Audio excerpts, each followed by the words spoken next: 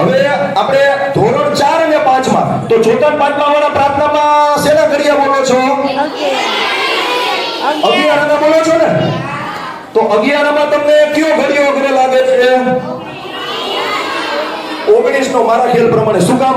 11 નો સહેલો, 15 નો સહેલો, 20 નો સહેલો, કારણ કે 20 માં શૂન્ય આવે એટલે પાછળ ફટાફટ થઈ જાય. તો ધોરણ 4 અને 5 માટે એના માટે અઘરામાં અઘરો ઘડિયો છે કયો છે? 19 નો. તો ચાલો 19 નો ઘડિયો શીખવા પ્રયત્ન કરીએ. તો કે 19 ગુણ્યા 1, 19 ગુણ્યા, મારી સાથે બોલો, 19 ગુણ્યા 19 ગુણ્યા 19 ગુણ્યા 19 ગુણ્યા 19 ગુણ્યા 19 ગુણ્યા 19 ગુણ્યા 19 ગુણ્યા અને 19 ગુણ્યા. હવે અત્યારે આપણી સામે અઘરામાં અઘરો ઘડિયો આવ્યો. હવે એને સહેલો કેવી રીતે બનાવો? તો હું તમને એક ટ્રીક કહું. બરાબર? તો સૌથી આપણે એકી સંખ્યાથી શરૂઆત કરવાની. એકી સંખ્યા એટલે 1, પછી 2 છે એ બેકી કહેવાય એટલે એકી ન કહેવાય. પછી પાછી કઈ આવે? 3, 4 નો આવે ઈ બેકી કહેવાય. વળી પાછી કઈ આવે? ચાલો મને એકી સંખ્યા ક્રમમાં લખાવજો. ચાલો આ 1, પછી કઈ આવે? 3, પછી કઈ આવે? પછી કઈ આવે? પછી કઈ આવે? પછી કઈ આવે? પછી કઈ આવે? પછી કઈ આવે? પછી કઈ આવે?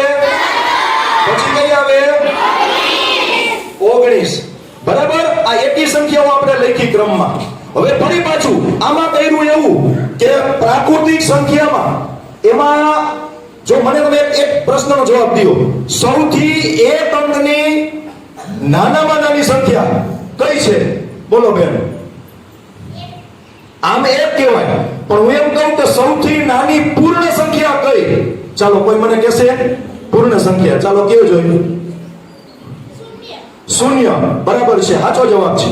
હવે ત્રીજો પ્રશ્ન, સૌથી મોટી એક અંકની સંખ્યા કઈ? સૌથી મોટી એક અંકની સંખ્યા કઈ? સૌથી મોટી એક અંકની સંખ્યા. ચાલો ભાઈ તમે કયો જોઈએ દક્ષિણભાઈ? 9 રાઈટ આન્સર છે. તો આપણે સૌથી મોટી સંખ્યા લખવાની, ત્યાંથી ક્રમમાં હેઠું ઉતરવાનું. તો સૌથી મોટી એક અંકની સંખ્યા કઈ કહેવાય? અહીંયા લખ્યા 9, પછી થી હેઠે ઉતરતું જવાનું ક્રમમાં, ઉતરતા ક્રમમાં. 9 પછી શું આવે?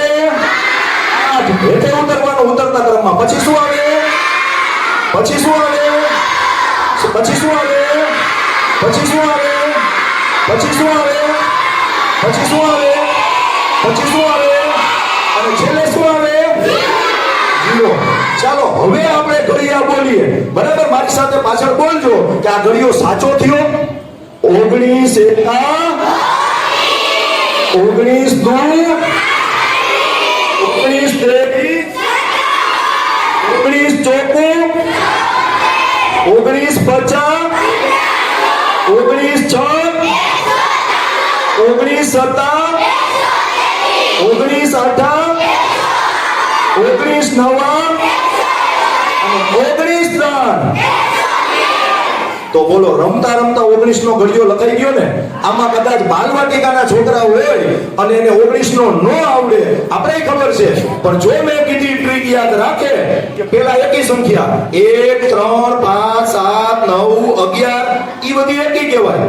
2 4 6 8 10 12 ઈ બેકી કહેવાય. તો એકી સંખ્યા લખી અને પછી સૌથી મોટી કઈ? સૌથી મોટી એક આંકડાની સંખ્યા. સૌથી મોટી એક આંકડાની કઈ કહેવાય? 9. તો 9 થી નીચે ઉતરવાનું અને ઉતરતા ક્રમમાં. તો આ આપણો 19 નો પારો તૈયાર થઈ ગયો. તો ભાઈ હવે કોઈ બીજા અને ત્રીજા વાળા એમ કહેશે કે અમને ઘડિયા અઘરા લાગે છે, એમ કહેશે કે અમને 9 નો ઘડિયો અઘરો લાગે છે, એવું કહેશે. અને કહે તો આ રીતે શીખી જાવ તો શીખી જાવ. ચોથા અને 5મા વાળાને 19 નો આ રીતે ઘડિયો આવડી જાય કે ન આવડી જાય? કેટલા આ ઘરે આવી રીતે અથવા રિસર્ચમાં આવી રીતે પોતાની બુક અથવા પાટીમાં કરવા માટે પ્રયત્ન કરશે? ચાલો બતાવો જોઈએ કેટલા છોકરા કરશે આવું. હાલો હાથ ઉઠો મને જોઈ. આ મેથ્સની ટ્રીક છે, ગણિત ગમત છે, ઈ આ ઘડિયા છે 9:19 નો, કેટલા પોતાની જાતે ઘરે મમ્મી પપ્પાની હાજરીમાં આ ઘડીઓ લખવાનો પ્રયત્ન કરશે? કોઈ પણ જાતની ચોપડી ખુલ્લી હોવી જોઈએ નહીં. તો તમે ઘરે જઈને પ્રયત્ન કરજો. કરશો ને બધાય? ચાલો ફરી પાછું આપણે બુધવારે કંઈક નવું આવશું, નવું લઈને આવશું, બરાબર? તો અત્યારે આપણે આપણા વર્ગમાં જાશું.